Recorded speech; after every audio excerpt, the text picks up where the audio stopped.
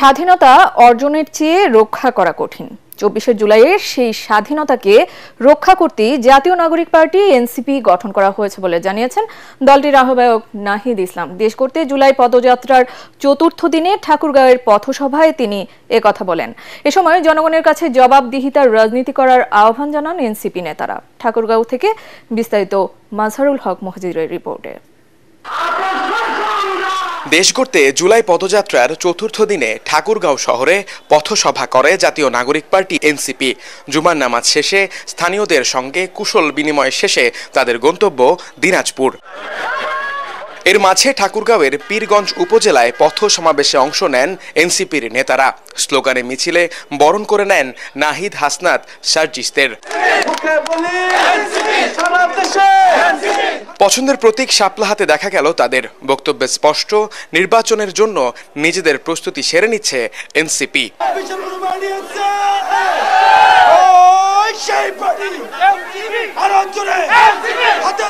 যে লড়াই আমরা শুরু করেছি সেই লড়াই আমাদেরকে চালিয়ে যেতে হবে।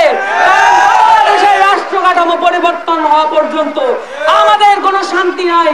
আমরা রাজপথে থাকবো, রাজপথ এনসিপি এবং ছাত্র জনতার দখলে থাকবে। টানা সপ্তমবারের মতো বেস্ট টিস্যু পেপার ব্র্যান্ড হিসেবে স্বীকৃতি পেয়েছে বসুন্ধরা টিস্যু। এ সময় শুধু ঢাকা কেন্দ্রিক উন্নয়নে বিশ্বাসী নয় এনসিপি উল্লেখ করে সকল আঞ্চলিক বৈষম্য দূর করার আহ্বান জানান জাতীয় নাগরিক পার্টির আহ্বায়ক নাহিদ ইসলাম। আমরা দেখেছি উত্তরবঙ্গ কিভাবে অবহেলিত রয়েছে, কিভাবে ৫৪ বছরও এই উত্তরবঙ্গের জেলাগুলোতে আঞ্চলিক বৈষম্য করা হয়েছে। প্রিয় বন্ধুগণ, আমাদের দাবি খুবই কম, খুবই সুস্পষ্ট। আমরা ভাতের অধিকার চাই, আমরা কাজের অধিকার চাই, আমরা চিকিৎসা চাই, আমরা শিক্ষা চাই। আমরা অন্য কোন দেশের দালালি করব না। স্বাধীনভাবে মর্যাদা নিয়ে বাংলাদেশ রাষ্ট্রকে গঠন করব।